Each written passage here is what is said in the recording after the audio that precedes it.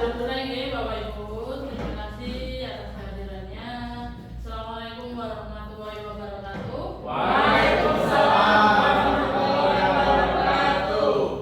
Oke, untuk pagi ini kita akan belajar tentang budaya positif di lingkungan sekolah.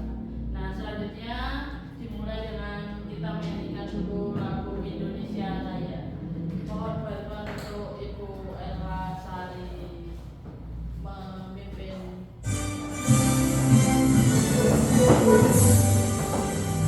Indonesia tanah airku, tanah tumpah darahku. Di sanalah aku berdiri, jadi pandu hidupku. Indonesia kebangsaanku, bangsa dan tanah airku.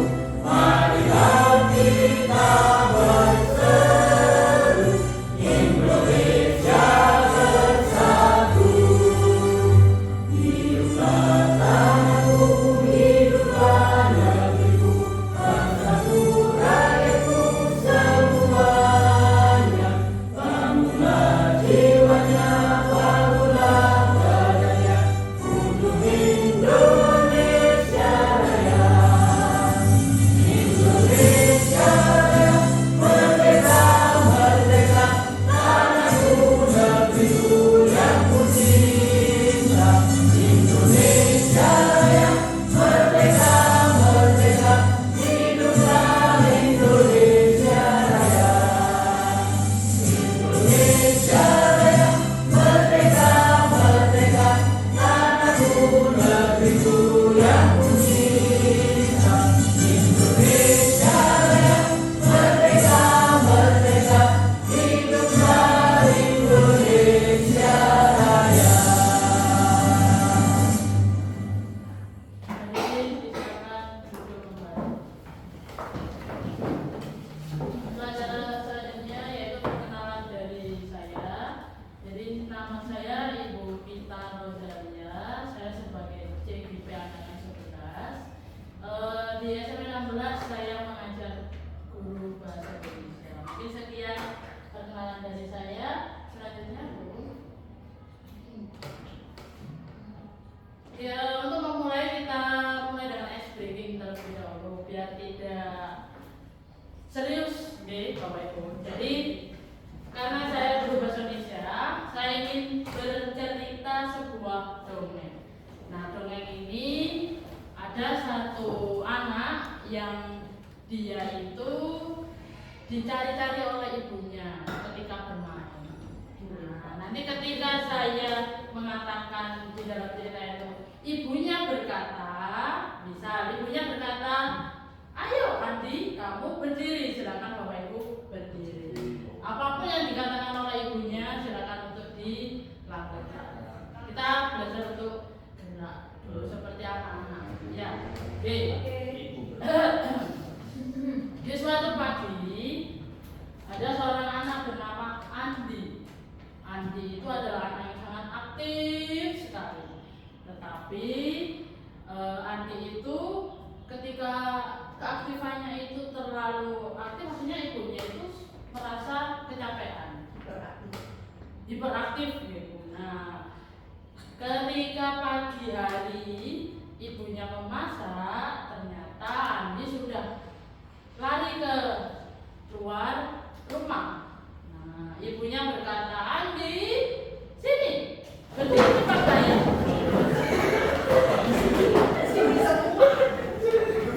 Ya, jangan dekat-dekat, Andi, duduk.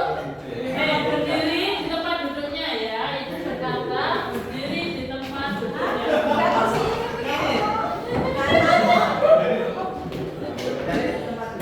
Jawab aktifnya Bapak Ibu. Oke. Nah, ketika itu Adi merasa, kenapa sih ibu ini, saya kan mau bermain. Ya ayo, kalau mau bermain, ayo bermain bersama ibu. Ketika ibu berkata, Andi silakan memegang bahu tahu temannya.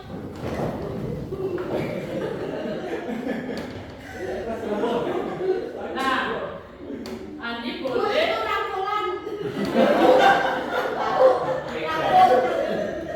Nah, ibu berkata, ayo Andi bilang ke temanmu, temanku yang baik,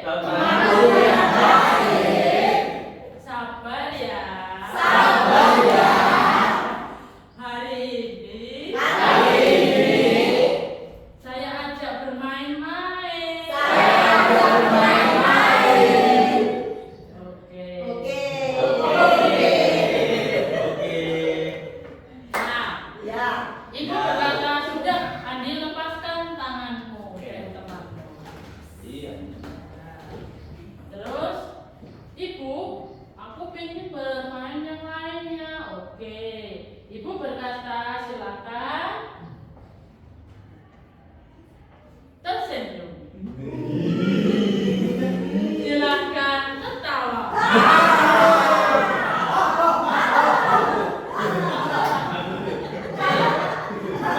Ternyata Andi sudah bisa mengikuti apa yang ibu berkata,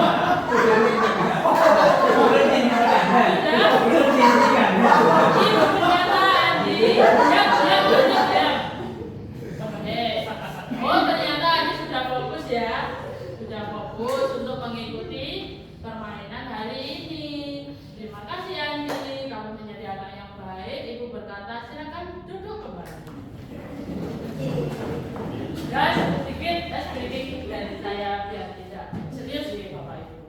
Nah, selanjutnya, ini kesepakatan berdiskusi. Ini sebenarnya kemarin itu sesinya adalah webinar, tetapi ketika melaksanakan ternyata ada sedikit kendala dalam penyimpanan, ternyata tidak tersimpan semuanya. Akhirnya dilaksanakan kembali dalam bentuk luring seperti itu. Nah, untuk formnya mungkin sama, kita mengikuti dari awal sampai akhir deh. Terus yang kedua, aktif menyimak dan memberikan sebuah respon. Jika ingin bertanya, silakan angkat tangan. Jika selama materi itu, kalau biasanya di webinar matikan mikrofon, dimatikan dulu untuk berbicara sendiri. Terus setiap peserta berhak mengajukan pertanyaan selama sesi tanya jawab. Selanjutnya, oke, kita mulai dengan konsep utama budaya positif. Budaya positif di lingkungan sekolah itu ternyata mempunyai 7 aspek. Yang pertama, perubahan paradigma belajar. Yang kedua, disiplin positif. Yang ketiga, kebutuhan dasar manusia. Yang keempat, motivasi perilaku manusia. Yang kelima, posisi kontrol guru. Yang keenam, keyakinan kelas. Dan yang ketujuh, segitiga restitusi. Jadi yang akan kita bahas, kita pelajari adalah 7 budaya positif tersebut. Selanjutnya, nah, perubahan paradigma belajar ini adalah budaya positif yang ada di lingkungan sekolah. Nah, ini mempunyai perubahan Bapak Ibu dari paradigma yang lama dengan paradigma yang baru. Jadi kalau budaya positif di sini adalah menciptakan dan memelihara lingkungan belajar yang mendukung perkembangan siswa secara holistik, bukan hanya secara akademis saja, tetapi dalam pengembangan emosional, sosial, fisik, serta lingkungan yang positif. Kalau di paradigma lama, ini adalah lingkungan belajar yang seringkali berpusat pada pengajaran yang ketat. Mungkin Bapak Ibu dulu ketika sekolah pasti menemukan Bapak Ibu gurunya itu kewentar, jahat, ya Jakarta ya dipukul. Nah, itu adalah paradigma yang lama.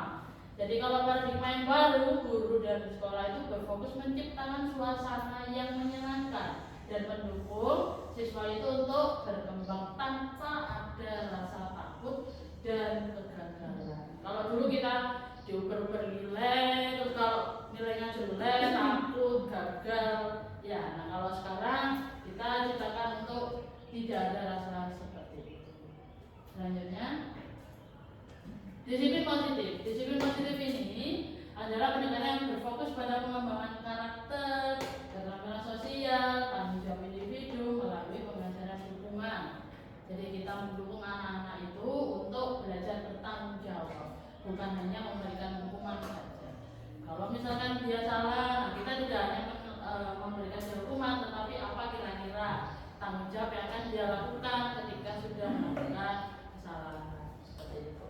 Selanjutnya, nah disiplin positif ini yang pertama memperlakukan individu itu dengan rasa hormat dan membantu mereka untuk memahami dampak dari tindakan yang mereka lakukan terhadap orang lain.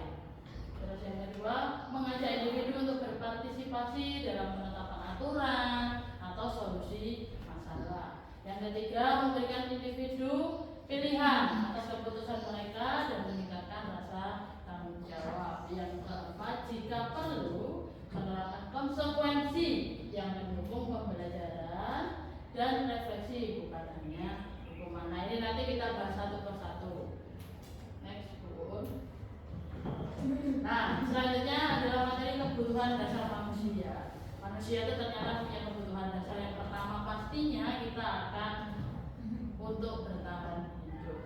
Nah, yang kedua kita akan butuh kasih sayang dan rasa cinta, itu pasti. Yang ketiga kebebasan. Yang keempat kesenangan dan yang kelima penguasaan. Itu adalah kebutuhan dasar manusia. Kita coba bahas satu persatu. Nah, mari coba kita analisis. Ini ada satu cerita Bimo, seorang anak TK B yang dia itu selalu berlari-lari keluar kelas menuju jalan raya di depan sekolahnya yang ramai dengan kendaraan. Nah, suatu hari tingkahnya itu membuat gurunya yang bernama Bu Ani itu bingung dan seringkali lari mengejarnya. Ada beberapa kemungkinan jawaban yang diberikan Bimo itu terkadang unik. Nah, ada satu jawaban Bimo ketika ditanya oleh Bu Ani, yaitu, "Ibu, kejar aku karena ibu guru kan sayang aku." Nah, kira-kira Bimo di sini apa Bapak Ibu? Kebutuhan apa yang dia inginkan sebenarnya? Cinta dan kasih sayang. Coba kita cek jawabannya, Bu.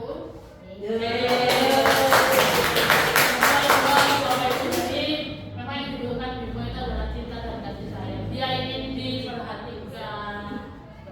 Selanjutnya, ini ada cerita tentang Dimas. Dimas ini seorang anak berusia 17 tahun yang dia senang sekali ketika ayahnya mulai mengajarkan cara menyetir mobil. Setiap akhir pekan ia berlatih menyetir. Ia terlihat senang sekali berlatih sampai akhirnya ia bisa menyetir mobil dengan baik dan lancar. Ketika ibunya bertanya pada Dimas apa yang membuat dia ingin bisa menyetir mobil, ketika jawaban Dimas adalah seperti ini, menyetir mobil itu seru. Kira-kira kebutuhan apa yang Dimas? Kesenangan, penguasaan. Jadi ternyata yang dibutuhkan Bimo ketika menjalani itu adalah sebuah kesenangan. Jadi dia senang ternyata bisa nyetir mobil itu seru. Gitu. Selanjutnya, Bu. Yang ketiga, kita analisis di sini ada seorang anak kelas 3 SD. Begitu tiba di rumah, sepulang dari sekolah menangis dan mengadu pada ibunya bahwa dia benci dengan Ibu Rani, gurunya. Nah, menurut Anda kebutuhan apa yang berusaha dipenuhi Dinda? Dinda mengatakan kepada ibunya, "Aku sebel, gambarku tidak rapi, malah ibu guru menunjukin ke teman-temanku di depan kelas." Apa Bapak Ibu kira-kira kebutuhannya dibutuhkan oleh penguasaan, kebebasan, kebebasan, kebebasan,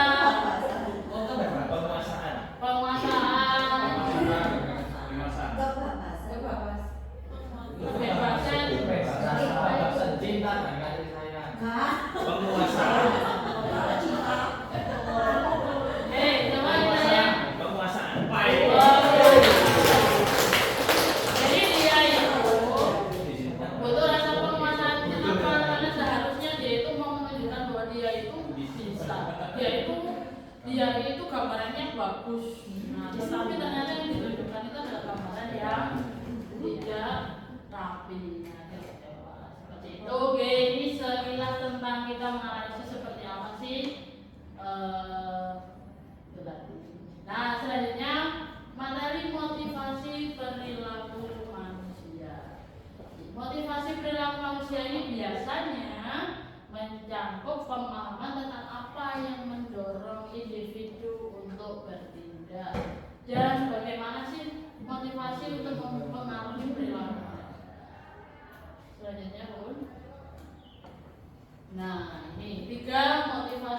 perilaku manusia. Kenapa sih manusia itu melakukan hal yang baik?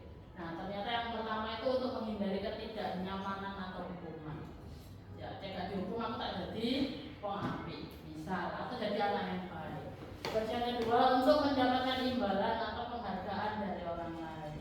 Yang ketiga untuk menjadi orang yang mereka inginkan dan menghargai diri sendiri dengan nilai yang mereka percaya. Maksudnya untuk rasa percaya diri. Walaupun, nah kita belajar tentang hukuman dan konsekuensi. Yang kita sering lakukan biasanya ya untuk guru-guru zaman dulu biasanya tentang hukuman. Jadi ternyata hukuman itu tindakan yang diterapkan untuk mengurangi atau menghentikan perilaku yang tidak diinginkan. Nah, memberikan sesuatu yang tidak menyenangkan atau merugikan kepada suatu individu. Jadi hukuman itu merugikan Bapak. Nah, kalau yang konsekuensi ini hasil atau dampak yang mengikuti tindakannya itu atau perilaku individu, baik itu positif atau negatif. Nah, konsekuensi ini bisa berupa respon langsung terhadap anak atau tindakan seseorang untuk mempengaruhi perilaku di masa depan. Jadi kita memberi kesempatan untuk anak itu bagaimana caranya untuk memperbaiki kesalahannya. Nah, biasanya ini kan lebih diingat tadi, oh saya dulu ketika menyoroti buku teman saya punya solusi. Tanggung jawab saya adalah menggantikan buku teman saya. Itu seperti itu, bukan hukuman dengan cara kamu karena sudah merusak buku temanmu silakan menulis. Saya tidak akan merusak buku teman saya 100 kali. Nah itu hukuman seperti itu.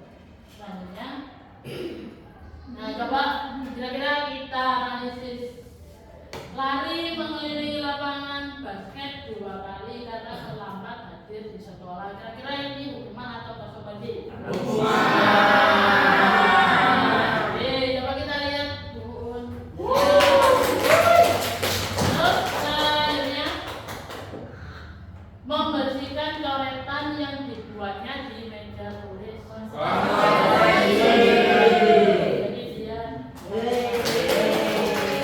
Jadi dia berjemur di lapangan basket pukul 12 siang karena mengobrol dengan teman.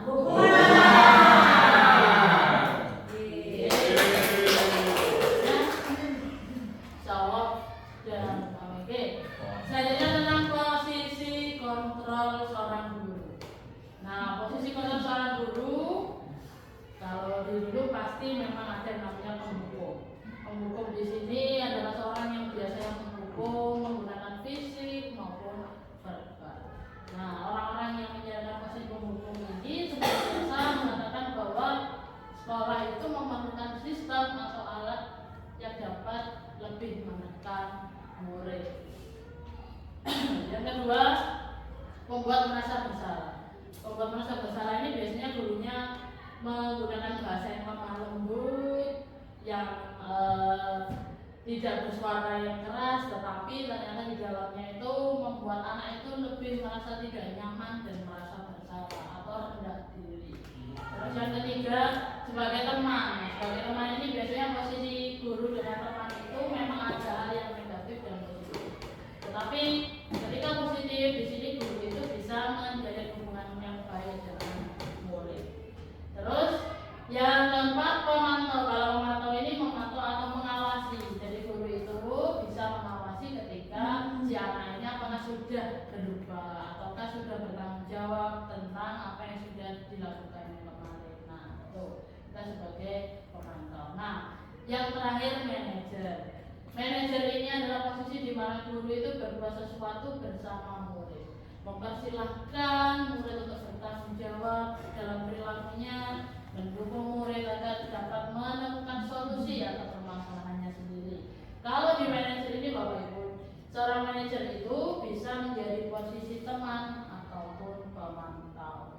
Seperti itu. Jadi kalau misalkan ketika menjadi manajer, posisi teman dan pemantau itu sudah dikuasai.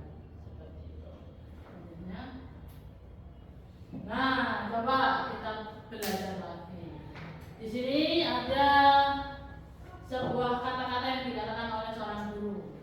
saya kecewa sekali dengan kamu. Kira-kira posisi Membuat rasa bersalah. rasa bersalah. Coba.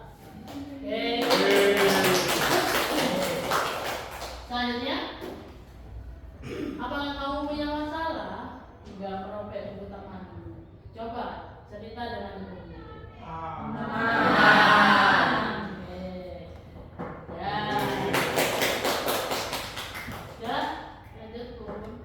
Nah, itu tadi posisi kontrol dulu. Ternyata apa yang kita ucapkan kepada anak-anak itu bisa berubah-ubah dalam posisi guru. Keyakinan kelas selanjutnya. Keyakinan kelas ini adalah nilai-nilai kebajikan yang menekankan pada keyakinan kelas. Dari sini seorang akan lebih tergerak, bersemangat untuk menjalankan keyakinan kelas. Keyakinan kelas ini bisa Bapak Ibu terapkan di pembelajaran Bapak Ibu. Ketika di awal pembelajaran, cobalah untuk membuat keyakinan kelas dengan anak-anak. Misalkan saya di bahasa Indonesia, saya juga membuat keyakinan kelas dengan anak-anak. Apa kira-kira yang akan kita yakini di pembelajaran bahasa Indonesia? Biasanya anak Bu, boleh yang minum di pembelajaran bahasa Indonesia? Boleh, kita tuliskan, kita sepakati. Lanjut Bu. Nah, Dota, di dalam keyakinan kelas itu tidak hanya sebuah keyakinan saja, tetapi punya yang namanya nilai kebajikan yang ada di dalamnya. Kalau dulu peraturan menggunakan kata tidak boleh, nah di dalam keyakinan kelas itu menggunakan bahasa-bahasa yang positif. Misalkan tidak boleh membuang sampah sembarangan, diganti dengan silakan untuk membersihkan atau membuang sampah pada tempatnya, seperti itu. Nah, coba di pertama, kembalikan barang ke tempatnya. Kira-kira nilai kebajikan apa yang terkandung dalam keyakinan kelas ini? Tanggung jawab, jaga kebersihan. Perapian. Oke, memang dari satu keyakinan itu bisa menampung banyak nilai kebajikan. Tapi di sini biasanya ada satu yang menjadi pusatnya. Apa Bu? Bertanggung jawab. Jadi bertanggung jawab si anak ini ketika mengembalikan barangnya ke tempat asal itu dia sudah memiliki jiwa yang bertanggung jawab. Selanjutnya, analisis nilai kebajikan apa Bapak Ibu kira-kira? Membuang sampah pada tempatnya. Cinta. Bersih. Coba Bu. Tuh, menjaga kebersihan. Berlaku Oke. pikir. Mari tadi. Ada cinta. Coba dua, tiga. Nah, ini yang terakhir.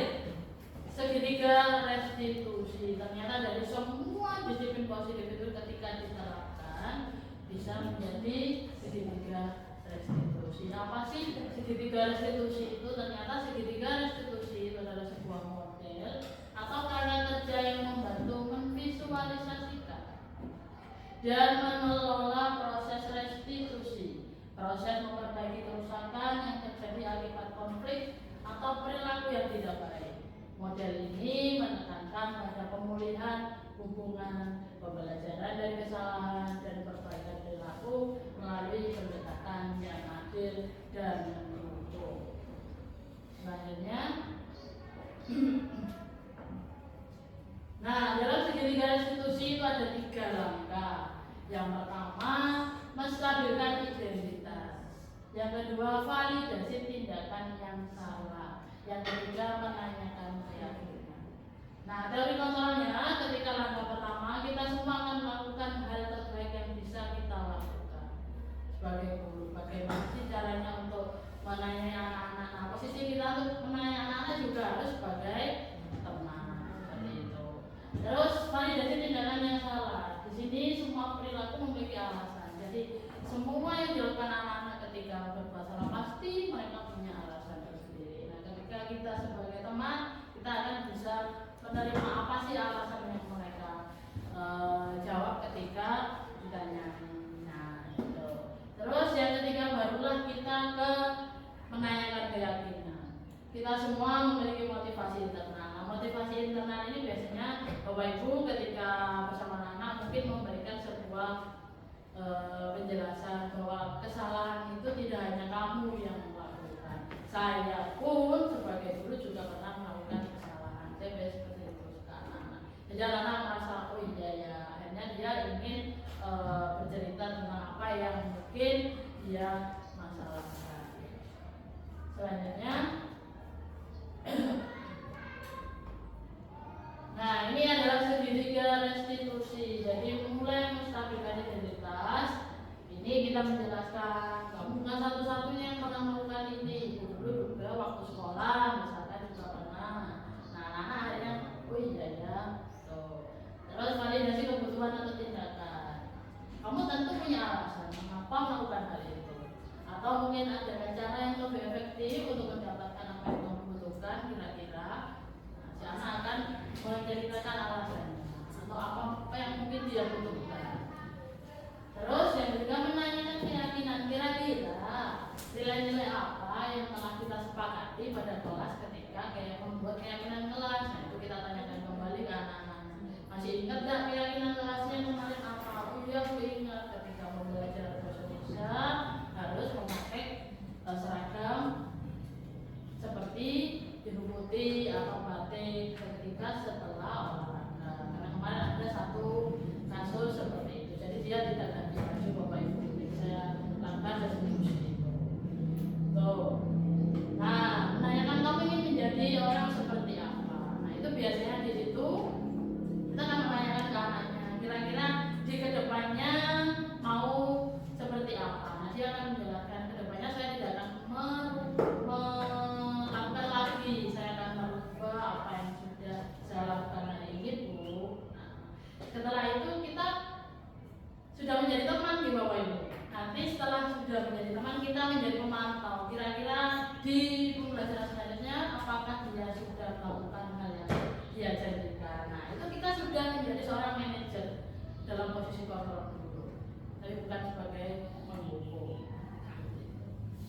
Nah ini ada beberapa cuplikan menstabilkan identitas. Jadi bagaimana sebenarnya? Mungkin kira-kira mengetahui tadi aku sudah ketiga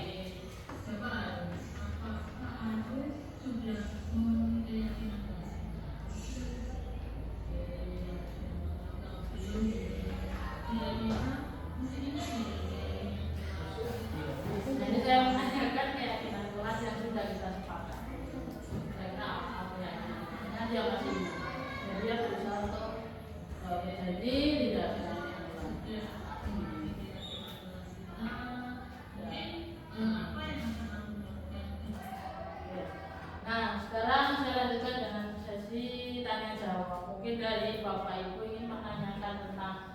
ketujuh aspek tadi tentang disiplin. Positif atau negatif adalah apapun itu.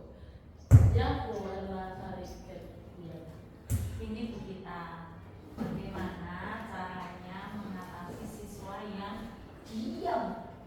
Kan ada ya anak yang pusing gitu kan, tidak omong banget.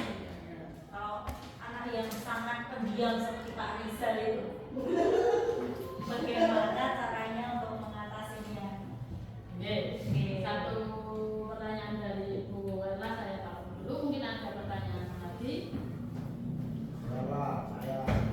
Pak Rizal, monggo.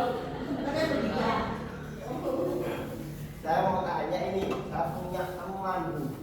Nah, dia itu suka tidur saja dalam pelajaran Bu. Gimana mengatasinya? Murid ya, murid atau teman yang tidur? Ya teman atau murid.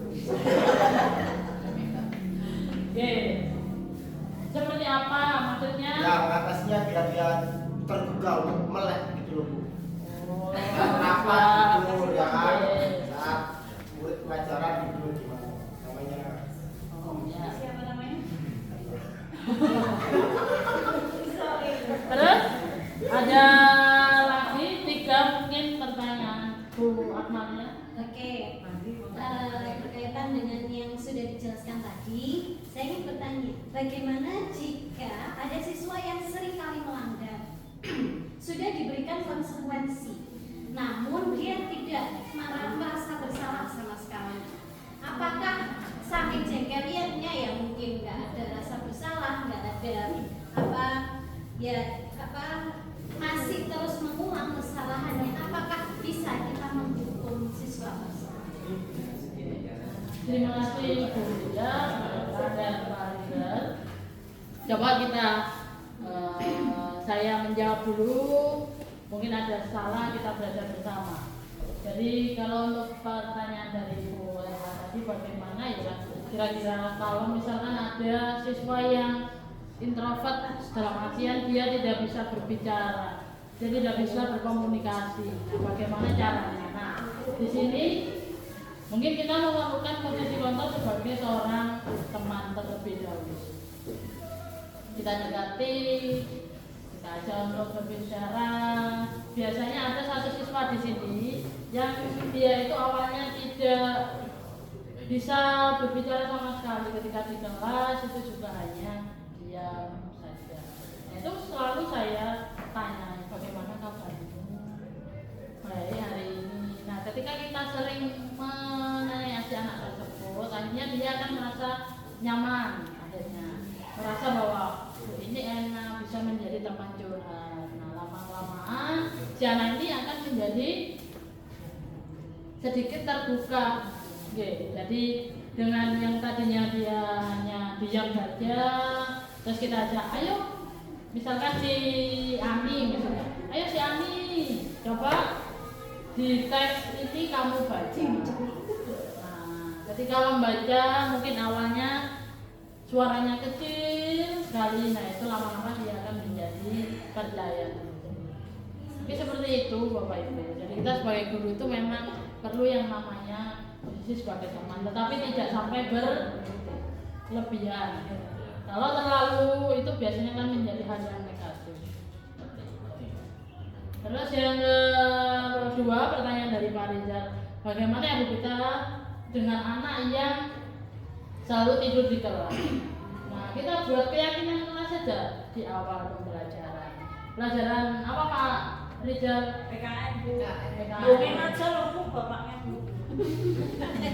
Kalau untuk Bapak Ibu gurunya yang tidur ini, mungkin saya sebagai teman saya hanya bisa mengingatkan saja. Tetapi ketika mengingatkan, nah mungkin mengingatkan tidak bisa, saya mungkin hanya ingin memberikan sebuah motivasi saja ke teman-teman. Kalau untuk murid kita yang membuat keyakinan kelas terlebih dahulu.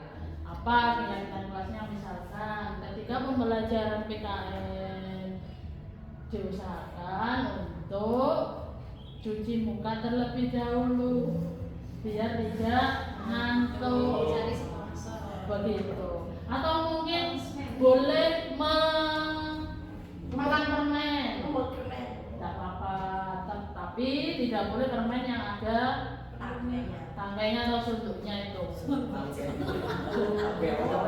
Jadi itu, nah kita buat keyakinan dulu Pak Rizal dengan anak-anak. Biasanya nanti mereka akan ingat apa yang sudah kita yakini bersama mereka. Terus untuk Bu Lia, bagaimana sih Bu ketika seorang anak itu sudah berkali-kali apa boleh kita menjadi seorang penghukum? Untuk kemarin saya sempat bertanya seperti ini ke Ibu Fasil dan pengajar praktek saya.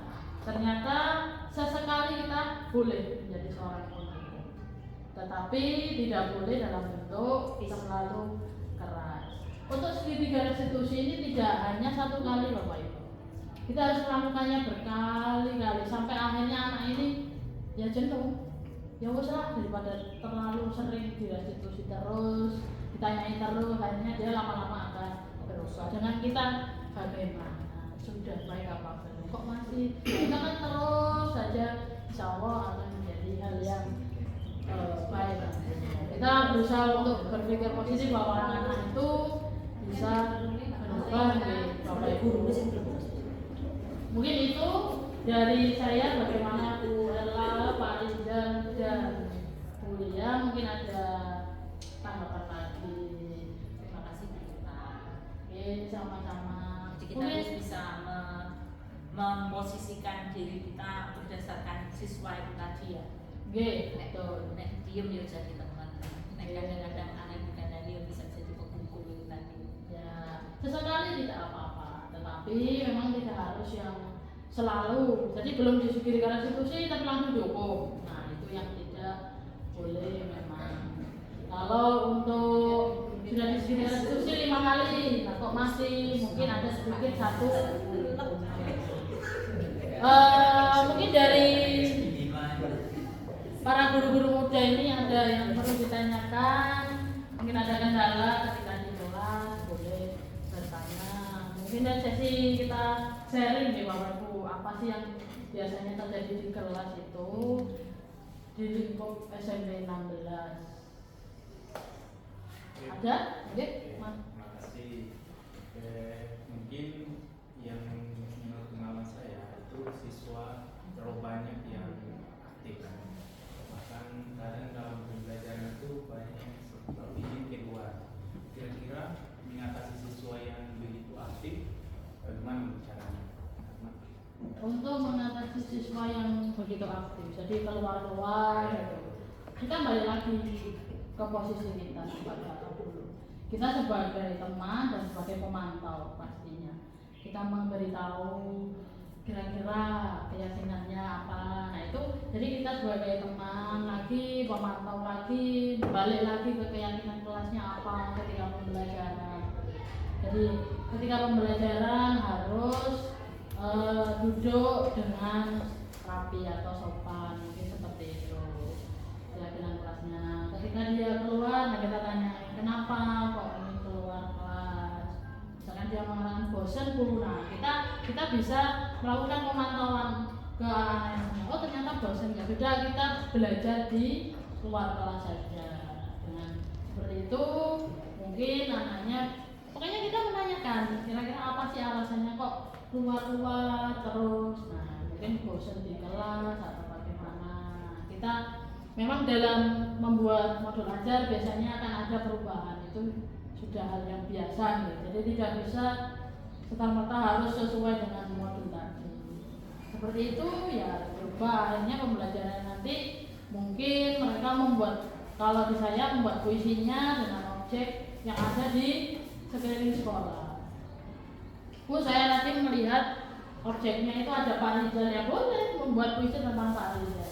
Apakah Pak Rizal itu seorang guru yang bagaimana, itu boleh. Jadi seperti itu. Nah, mungkin begitu dari saya, ataukah ada sudah pertanyaan? Oh iya. Nah ini, Nah, situasi yang kadang keluhkan oleh mahasiswa itu, kadang anak-anak saat diajar mahasiswa ngelamar. Bagi yang dari luar Jawa, ngelamar itu bersikap meremehkan, ya, bukan singkatan melawan, bukan, tapi ngelamar itu merendahkan guru praktikan mahasiswa. Mungkin kuncinya ada di keyakinan kelas. Ya, jadi di awal ini saya juga tercerahkan. Jadi saya kadang ada keyakinan kelas ya, untuk mapel saya. Mungkin kita membuat keyakinan kelas yang disepakati oleh siswa, terutama saat mahasiswa mengajar. Nah, saat sikap-sikap negatif itu muncul, kita bisa menanyakan keyakinan kelas tersebut, ya, karena sudah disepakati. Mungkin itu bukan hanya untuk mahasiswa ya, tapi guru muda seperti saya. Ya, memang. Ya, terima kasih Pak Dika. Itu masukan ya, ada pendapat. Oke. Jadi memang ketujuh aspek ini nyambung ketika diterapkan. Nah, itu satu kesatuan itu menjadi sambung-sambung. Nah, namanya budaya positif di lingkungan sekolah. Seperti itu. Terima kasih Pak Dika atas Sama-sama, Bu Dika. masukannya. Mungkin itu ya, Bapak Ibu. Nah, di sini ada barcode. Ini refleksi, kita merefleksikan kegiatan hari ini. Bagaimana sih perasaan Bapak Ibu ketika mengikuti pengimbasan dari saya tentang disiplin positif, tentang keyakinan kelas, motivasi perilaku manusia, sampai di segitiga restitusi. Situ boleh Bapak Ibu isikan kira-kira apa yang Bapak Ibu rasakan setelah mendapatkan ilmu tentang budaya positif.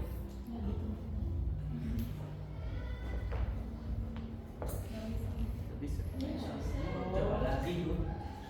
Kalau begitu saya share saja untuk linknya ke Bu Ismi ya.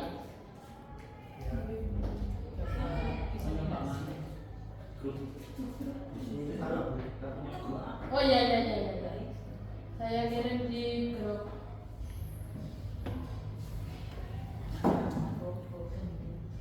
Sudah? Bisa enggak? Kalau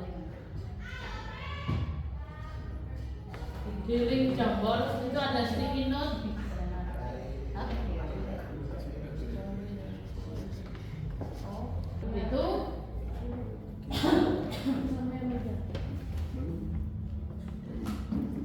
Nah, ini saya ada sedikit pantun dari saya.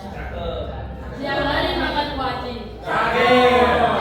Makan bareng sama Ibu Asi. Cukup sekian sesi saya hari ini. Saya ucapkan banyak terima kasih.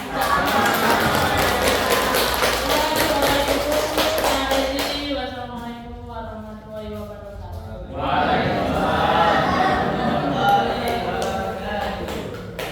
Ikan hiu makan tomat. Sama-sama Bu Dika.